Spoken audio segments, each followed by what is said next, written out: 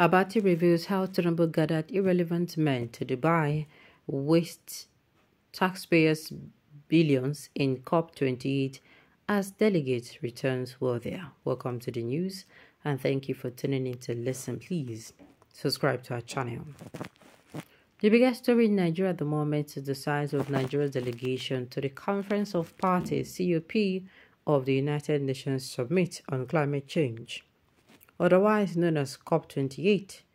In simple terms, the objective of the Conference of Parties is to secure bilateral agreement on the consensus by a panel of international intergovernmental climate change scientists (IPCC) that for a world to be safe, global temperatures must be kept at a level not above 1.5 Celsius, as adopted in the 2015 Paris Climate Agreement, beyond which the whole world would be at risk. Before this year's conference, it was disclosed in the UN report that the world was indeed endangered and that the threshold could go beyond 2 degrees Celsius. By September 2023, the world had exceeded the projected limit far above pre-industrial levels. This was meant to put pressure on world leaders to pay more attention to the threat of carbon emission, climate change, and the impact on human communities. That is, challenges induced within the global ecosystem by the rise in sea levels, hurricanes, flood, and environmental disasters occasioned by man's abuse of and neglect of the environment, man-made, man-conditioned environmental crisis, climate adaptation, carbon market, and climate finances are issues that have been atop the global agenda in the last 3 and more years. The UN Secretary General Antonio Guterres said the emissions gap is more like emissions canyon.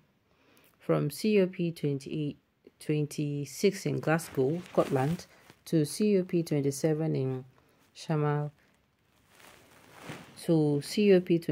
in Sharm el-Sheikh in Egypt, the Africa Climate Week, organized by the African Development Bank Group in Nairobi, Kenya, in September 2023, Africa's 11th conference on the subject, and now COP28 in Dubai, United Arab Emirates. The goal has to be to keep global warming of a limit of 1.5 Celsius or 2 Celsius. The second threshold in the Paris Agreement, high-income countries account for the bulk of greenhouse gas emissions. At COP26, commitments and pledges were made across the public and private sectors. At COP27 in Egypt last year, many key arrangements remained unresolved, especially the demand of developing countries for a loss and damage fund to compensate low-income nations. The main achievement of this year's event would be the resolve on day 1 to agree on a loss and damage due for greenhouse gas emissions. Payments are to be made into the fund on a voluntary basis. The World Bank will host the fund for 4 years, and on the interim basis, a number of countries have already made pledges. Germany, $100 million, UAE, $100 billion, United States, $17.5 million, and Japan, $10 million. It is still a far cry from what is required, but it is a historical hard-fought environment. For good reason, Nigeria is a participant of COP28. We showed up in 2021 at COP26, where during the presentation of national statement, President Muhammadu Buhari pledged Nigeria's commitment to a net zero emission policy. Buhari was not Egypt for COP27. The country were represented by Muhammad Abdullahi, who was the then Minister of Environment. This year, at COP28, Nigeria's newest president, Bola Ahmed Tinubu, is fully on the ground in Dubai for the World Climate Action Summit, scheduled for a total of 13 days.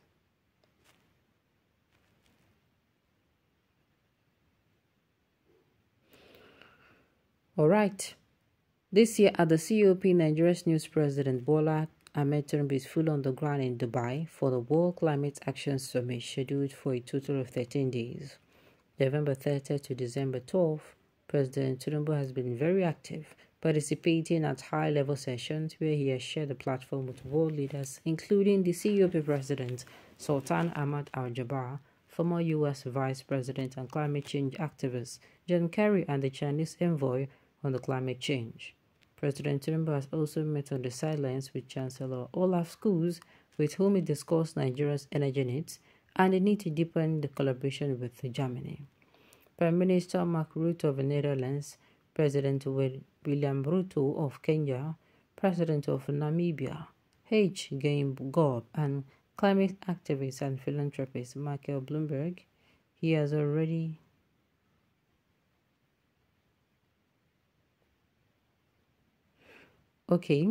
made statement about Nigeria's commitment to end glass flaring, reduce carbon footprint, and commit not just an energy mix but an eco-friendly future driven by sustainable alternative energy to turn Nigeria into an investment-friendly environment for carbon market investment. He has also been using every opportunity to ask for collaboration with other nations. At the African Grain Industrialization section on Saturday, President Tinubu further made a strong case for Nigeria and Africa. It is most unfortunate, however, that Nigeria's participation, which should have turned out as one of President Tinubu's major outings on the international scene from the perspective of economic diplomacy and sovereignty affirmation, has now been marred, irretrievably by reports of Nigeria's large delegation at the conference, the largest from Africa, the fourth largest globally after the host country UAE, Brazil, and China, attending a 13-day event. There had been some quibbling and tittle-tattle over the exact size of a delegation. I am familiar with that. In our time when the Naira exchanged far less than 150 to the dollar, and Nigeria was a high-performing economy in Africa, with an annual GDP growth of over 6%, Sahara reporters constantly complained about the size of the president's delegation to conferences. If the number were anywhere near 30, Sahara reporters would raise an alarm, and if I called to complain about a deliberate attempt to demarcate the country and the presidency, the publisher, Omoyele Sori, would tell me that he was an Ijaw man who had no reason to demarcate his own brother, and in any case he had a copy of the delegation list. I put it all down to sabotage from within, but this time the situation is slightly different. The information out there in the public domain about President Tinubu's delegation to Dubai is extracted by the analysts from the COP28 website and from reports by Statisens, leading AI data company, and instructively from State House lists, whereas the details and figures may differ just slightly. What is clear is that Nigeria has a total delegation of 1,411 persons in Dubai for 28. The one newspaper reported that the main delegation traveled to Dubai in free plane load, charter flights, and the worst part of it is that the Nigerian government did not give the contract to the air freight to any domestic airline. The total cost of ticket for the 590 delegates on the federal government account is estimated at 880 million naira. To be added onto this is the vast expenditure on hotel accommodation and escorts. In a Steadistance report, escort per night for a minister is $900. Special advisor, $800. Director General of MD is $900. House of Representatives member, $900, and so on. Or more. I just open my mouth to close them. This is a lot. Nigeria, they can abuse up. This is not funny. Alright, on this note, we've come to the end of the news. So thank you for tuning in to listen. Until I come your way next time, enjoy the rest of